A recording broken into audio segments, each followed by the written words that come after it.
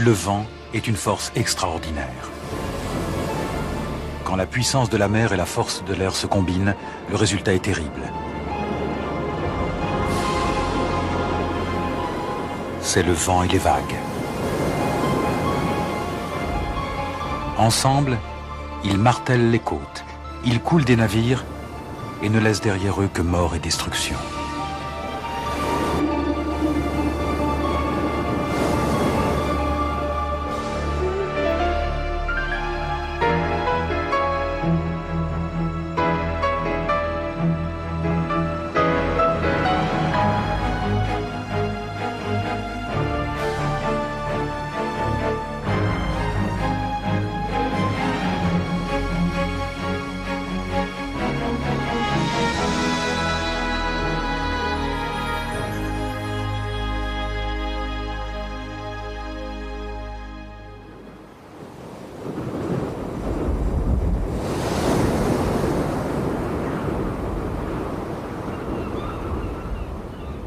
La force du vent est redoutable.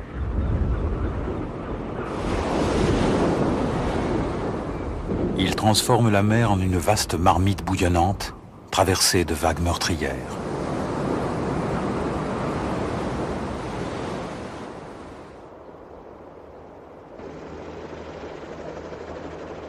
De tout temps, l'homme a voulu contrôler l'énergie du vent. Pourtant, sa puissance nous réserve encore des surprises.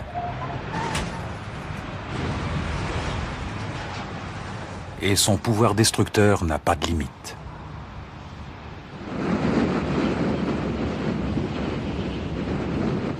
Port-Martin, en Antarctique, est l'endroit le plus venteux du monde. Ici, la vitesse moyenne du vent est de 64 km/h.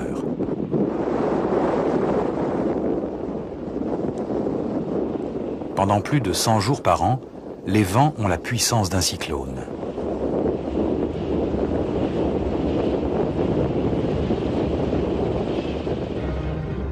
Pourtant, ce n'est pas ici que l'on a enregistré la rafale de vent la plus forte, mais dans un endroit plus élevé. À 1800 mètres d'altitude, le mont Washington est le sommet le plus élevé de l'Est des États-Unis.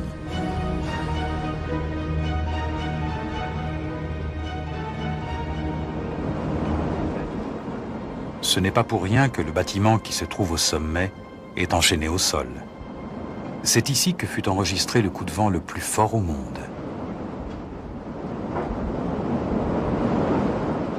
Le 12 avril 1934, cet anémomètre a enregistré une rafale de 360 km/h, soit 3 fois la vitesse d'un cyclone.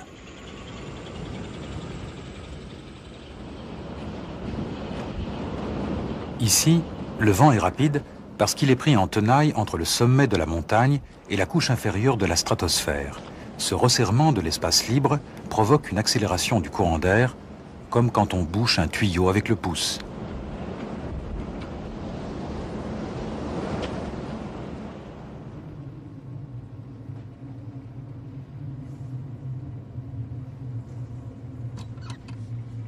Ken Rancourt dirige l'observatoire du mont Washington. Depuis 15 ans, il enregistre les vents qui balayent le sommet. Quand la vitesse du vent atteint 200 km/h, il est presque impossible pour un homme de rester debout au sommet de la montagne.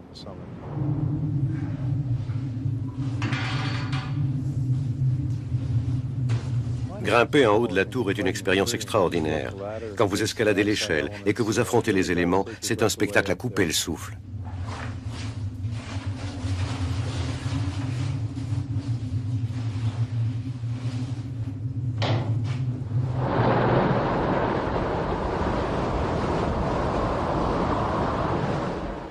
Certains techniciens ont été poussés par le vent et ont glissé sur toute la largeur du toit. Ils ont dû s'accrocher à la corniche de l'autre côté pour ne pas être emportés. Il est très difficile de débarrasser les instruments de la couche de glace qui les recouvre. C'est un travail périlleux. Souvent, la glace soulevée par le vent vient vous frapper le visage.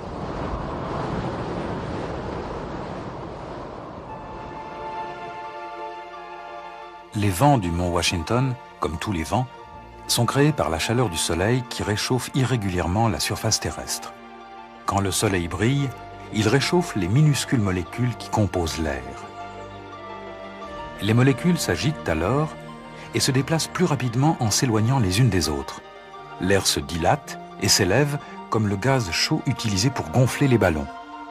À la surface de la Terre, l'air chaud plus léger s'élève en altitude.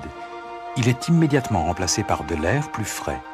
C'est ce mouvement de l'air qui donne naissance au vent.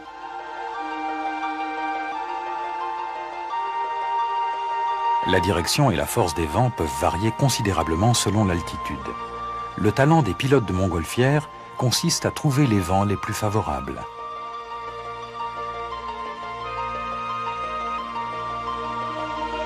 Au niveau de la mer, les marins utilisent aussi la puissance du vent.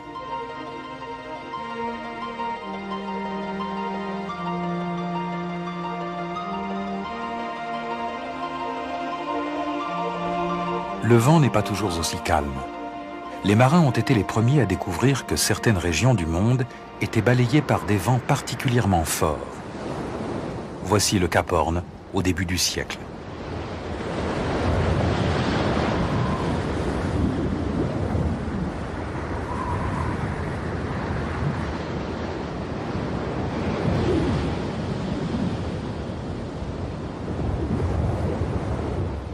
Pour prévenir les autres marins, il fallait inventer un système simple qui décrive la vitesse du vent. En 1805, l'amiral Sir Francis Beaufort de la marine britannique mit au point l'échelle Beaufort. 200 ans plus tard, c'est toujours l'échelle officielle pour mesurer la vitesse du vent dans le monde entier.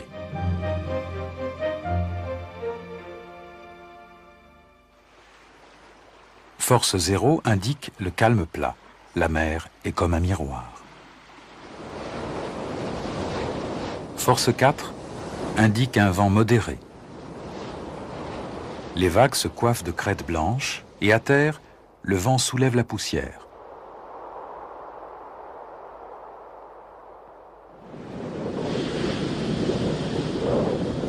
Force 8 indique un vent fort. Des embruns soufflent au sommet des vagues. Les petites branches d'arbres se cassent.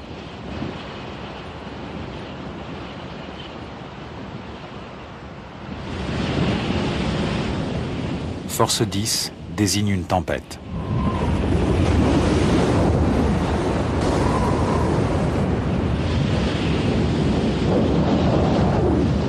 La mer disparaît sous une masse d'écume. Les arbres les plus faibles sont arrachés du sol. Et finalement, il y a le cyclone, un vent de force 12.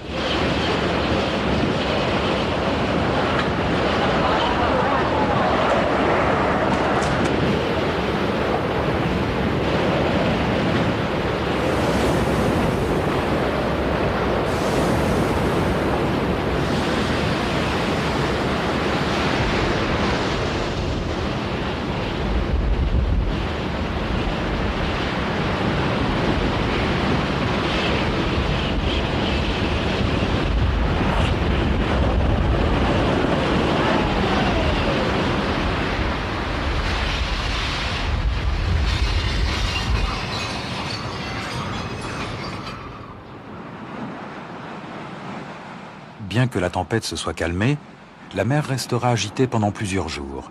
Le vent a transféré son énergie à l'océan. Ces effets se font sentir au plus profond des eaux. Le vent est la force principale qui anime les grands courants marins.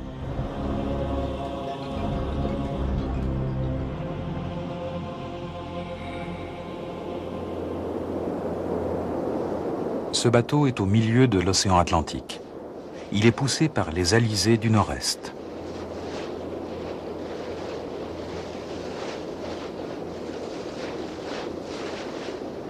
Ces mêmes vents entraînent l'un des plus puissants courants marins, le Gulf Stream.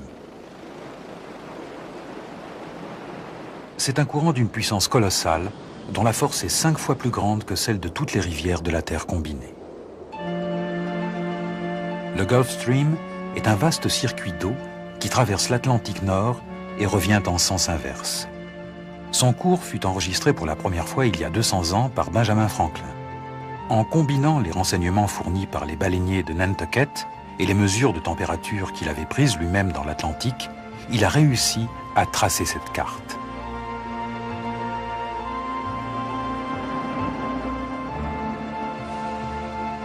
Les satellites modernes utilisent toujours la température pour suivre les méandres du Gulf Stream.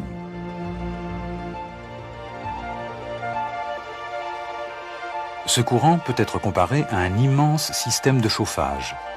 La chaudière est située à l'équateur, où les mers tropicales absorbent l'énergie du soleil. Ces mers chaudes abritent une faune d'une grande variété.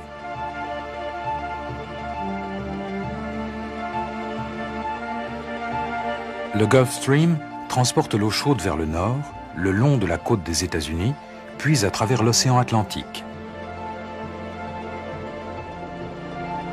Cette eau chaude finit par atteindre la côte de l'Europe du Nord et il en résulte des hivers étonnamment doux.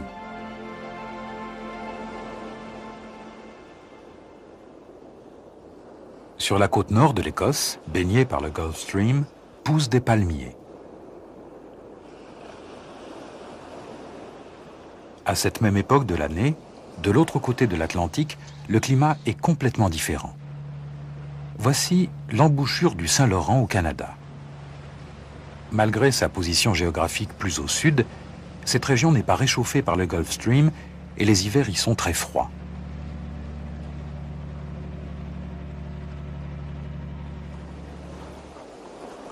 Le Gulf Stream est un courant relativement régulier et prévisible. D'autres courants sont plus capricieux, et quand ils changent de direction, le climat s'en ressent. Depuis des siècles, les pêcheurs du Pérou savent que certaines années, les poissons désertent complètement leurs côtes. Selon une fréquence qui peut varier entre 2 et 11 ans, les eaux froides et poissonneuses sont remplacées par un courant d'eau chaude qui descend le long de la côte. Les pêcheurs ont baptisé ce phénomène El Niño, enfant Jésus en espagnol, car il est apparu pour la première fois le jour de Noël. Aujourd'hui, ce courant imprévisible fait l'objet d'études scientifiques très poussées. Des bouées suivent le courant et des avions enregistrent la température de l'eau.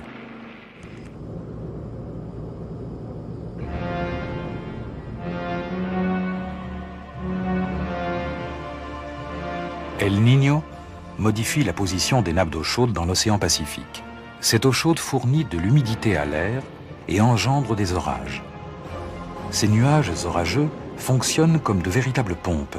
Ils transfèrent chaleur et énergie dans les couches supérieures de l'atmosphère. Cette énergie modifie les schémas des vents sur toute la surface de la Terre, entraînant souvent des résultats dramatiques. C'est en décembre 82 que le réchauffement du Pacifique par El Niño fut le plus important du siècle. Ce courant fut responsable d'inondations en Californie, en Louisiane, en Floride et dans toute l'Amérique du Sud. De l'autre côté du monde, l'Australie affronta la plus terrible sécheresse de son histoire. Les pâturages furent transformés en désert.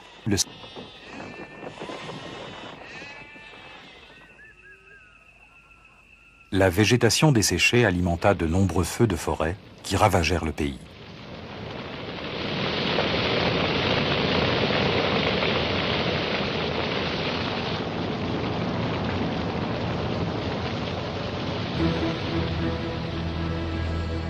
Nous ne savons toujours pas aujourd'hui ce qui déclenche un courant El Niño, mais c'est un exemple dramatique de l'interaction entre les océans et l'atmosphère.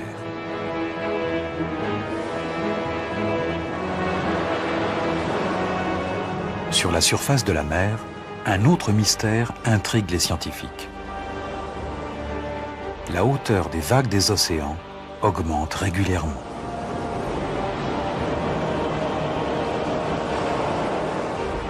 La hauteur moyenne des vagues de l'Atlantique Nord est d'environ 1,20 m. Au cours des 20 dernières années, la hauteur de ces vagues a augmenté de 20%, et personne ne sait vraiment pourquoi. L'océan est couvert de vagues qui se déplacent toutes à des vitesses différentes. Parfois, certaines vagues se rencontrent et en forment une très grosse.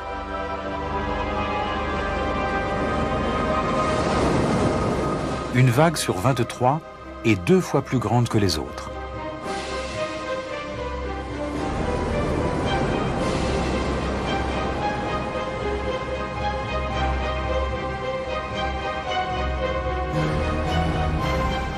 Un navire qui passe un mois en mer rencontre 300 000 vagues, dont une au moins sera une énorme grosse vague, 4 fois plus grosse qu'une vague normale.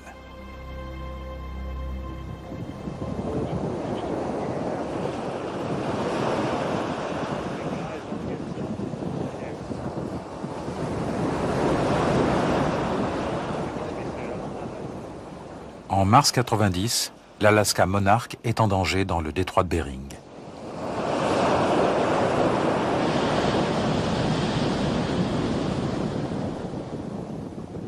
Frappé par le travers par des vagues puissantes, ce bateau risque le naufrage.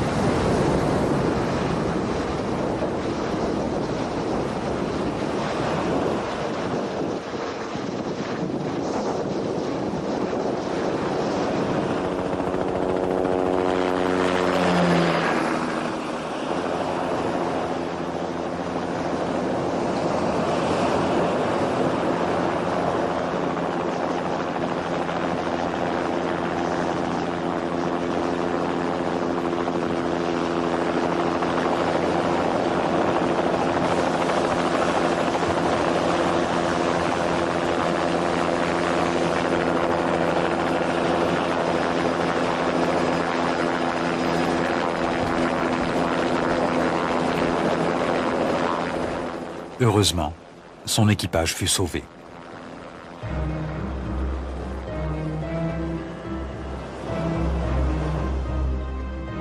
Les vagues ont aussi une action destructrice plus lente. Elles contribuent à l'érosion du sable et des rochers qui forment les côtes.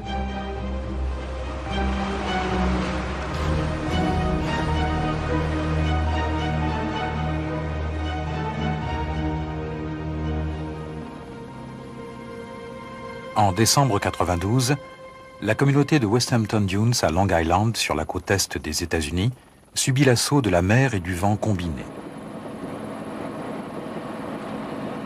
Après des années de lente érosion, une tempête d'hiver emporta la plage et les dunes.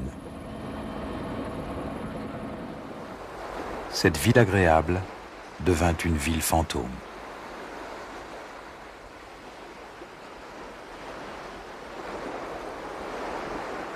Le maire, Gary Vigliante, veut sauver sa ville. Il y a plusieurs années, il y avait 245 maisons ici. Et aujourd'hui, il n'y en a plus que 80. De nombreuses maisons ont été détruites par la catastrophe qui nous a frappés. Par endroits, la plage était haute de 6 à 10 mètres. Et les gens ont bâti leurs maisons pour avoir une vue sur la mer. Et maintenant, elles sont perchées en l'air et la plage a disparu. Tout a été emporté.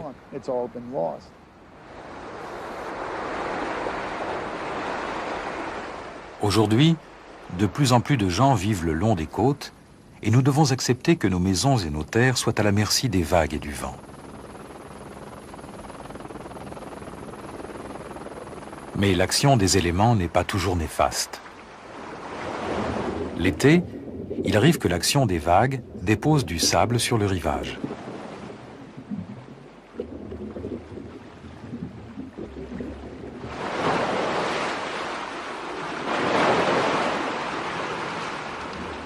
En hiver, les vents les plus forts changent de direction.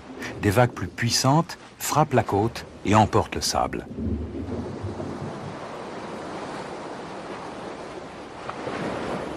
Les vagues déplacent le sable le long du rivage, emportant des plages entières et les redéposant ailleurs. Partout dans le monde, des vagues plus grosses requièrent des digues de plus en plus hautes pour protéger les terres. Mais aucune digue, si haute soit-elle, ne peut arrêter cette vague.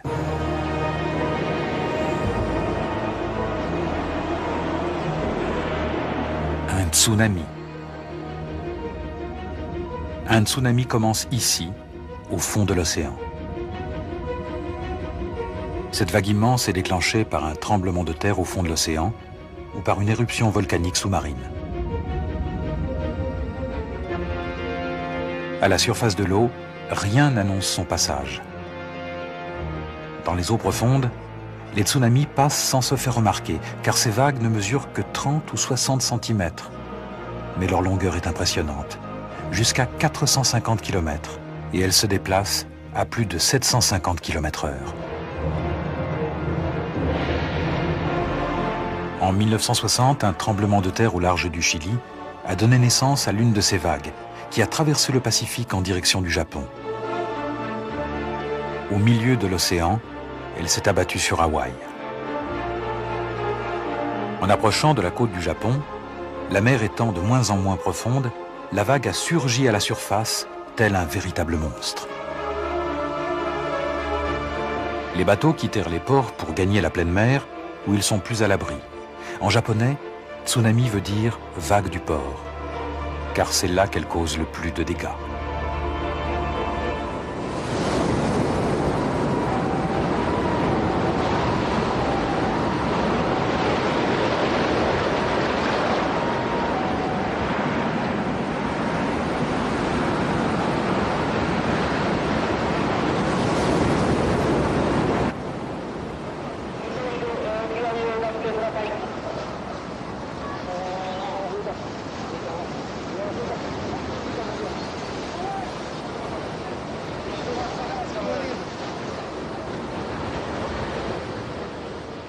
La vague finit par s'atténuer, ne laissant derrière elle que mort et destruction.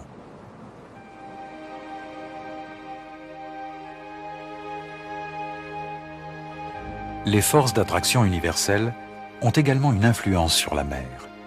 L'attraction lunaire provoque une élévation du niveau de la mer. 2 fois par jour, les marées viennent baigner nos rivages.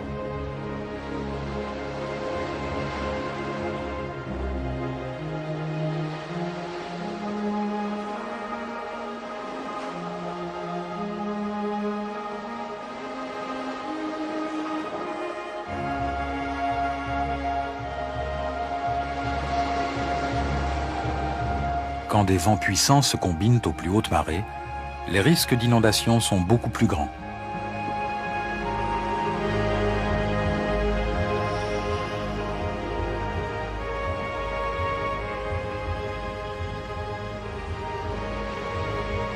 Dans le monde entier, les villes côtières sont menacées. Le réchauffement global de la planète fait fondre les calottes glaciaires et le niveau de la mer s'élève. Si toutes les glaces du monde fondaient, le niveau de la mer s'élèverait de 60 mètres. Mais actuellement, la fonte des calottes polaires n'est responsable que d'une très légère élévation du niveau de la mer. Quand l'eau est chauffée, elle se dilate. Cette dilatation est en grande partie responsable de l'élévation du niveau des mers.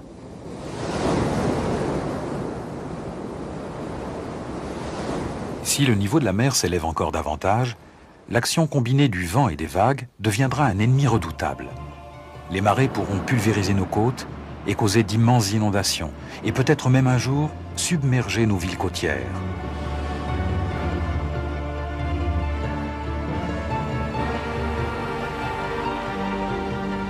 Mais la mer n'est pas notre ennemi. Le vent et les vagues ont une action bénéfique sur le climat des continents.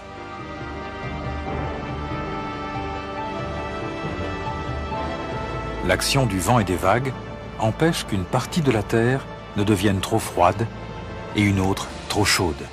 Sans eux, notre planète serait un monde de glace ou de feu.